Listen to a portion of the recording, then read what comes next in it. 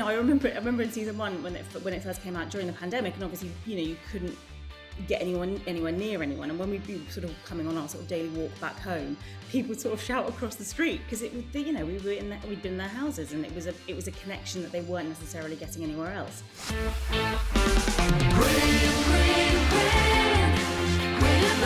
The Graham Norton Radio Show on Virgin Radio.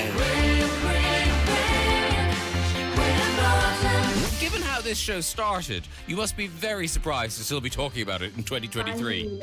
Yeah, absolutely. No, yes, from that first sort of conversation that I had about, I wonder if there's something we could be doing while we're all locked in our houses, to now, it's been quite a mad journey, but then the whole thing hasn't it? No, it has. And actually, what's funny is the things, so because we haven't jettisoned all the good things, and one of the good things was staged. Yeah. So, and tell me this, because obviously, you live with David. Were you always going to be in it, or was it just easier to put you in it in case you walked around in the back of shot? It was just hard to cast someone else as his wife when no one was allowed in the house. So it was like, by default, finally, I got to play his wife, which was, worked out really well for me. But yes, I suppose because it was quite a collaborative experience with just sort of the 6 of us, really. And it sort of was a natural progression that if David and Michael are in it, and me and Anna are in it, and then Simon was in it, and then Lucy was in it. And then once we kind of established that, yes, it felt sort of, through necessity, but also there was a natural chemistry, I guess, with all of us, which, you'd probably have to do quite a lot of rehearsal to get that same thing in the real world. So it was beneficial for everyone. And that's in terms of filming it, do you rehearse it, or do you just kind of, let's just do it? Well, each season has been a really different experience, because the first season, obviously, we're all locked in our houses, and our kids are, under the table, on top of the table, in the room. And so we get a scene from Simon and we go, how are we going to film this in the sort of 20-minute gap between homeschooling and cooking dinner and sort of trying to stay sane? So that became what that was about. And so, yes, if we had 20 minutes, we probably wouldn't rehearse it. We'd just film and hope that it was, usable. And then as life opened up a bit more within season 2 and then season 3, you're able to experience a bit more of a sort of rehearsal process and twiddling with the scripts. And so it has mirrored the experience, I think, of the pandemic in terms of everything being quite restricted initially, and then it's sort of freeing up. And how much does it, obviously it's kind of a fictionalized version of you all, and it's an exaggerated version of you all, but how much does the story mirror what's really going on? Because in the final season, Simon, it's quite funny, Simon is stuck, always, if he doesn't produce David and Michael, he doesn't work. Yeah, do I think the thing is that, at the beginning, we sort of all knew each other a bit. And some of us hadn't met at all, and some of us had met for about 20 minutes.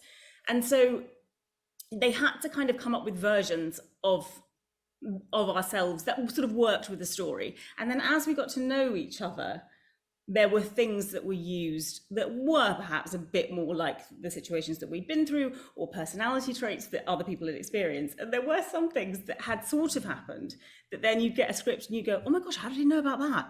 And so sort of, it was, I think probably, certainly Simon has got a wonderful career outside David and Michael.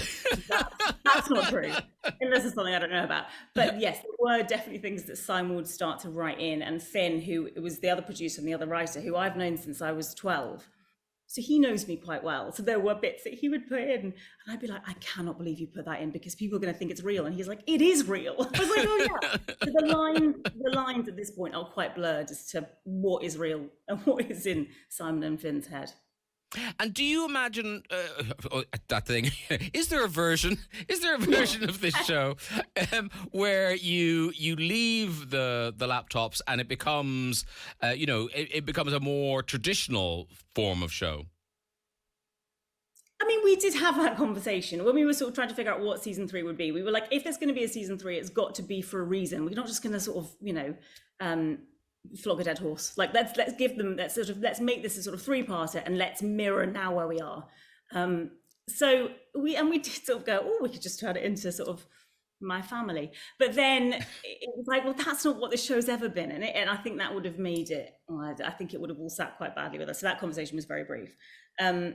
But no, I don't think so. I think this has always meant so much to us and to everyone else because it was a weird moment in time that we were able to capture because we were living in it and because there was no other choice if we wanted to work and create art, and to sort of turn it into something that is sort of more mainstream and more what you would get out of that situation would have just, I think it would have felt like we were doing it a disservice.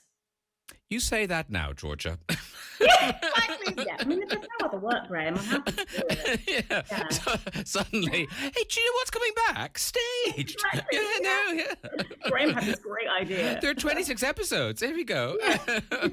And Georgia, it strikes me that one of the attractions of being an actor is, you're never yourself. You're always other people. But in this, that's not the case. What's it like now when people meet you and presumably they think they know you?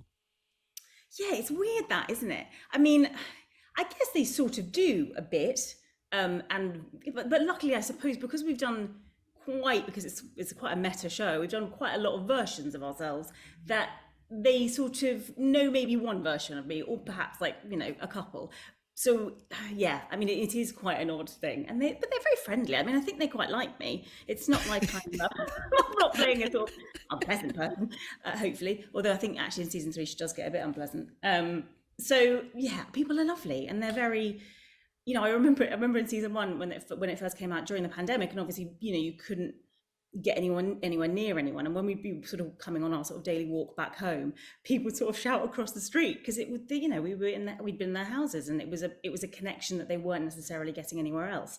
So it was a really nice way of feeling like you weren't entirely alone in that time. Georgia Tennant, thank you so much for joining us. Staged, all series of it are on iPlayer now. Lovely, lovely, lovely to talk to you. Take care of yourself. Take care, Graham. Bye. Bye.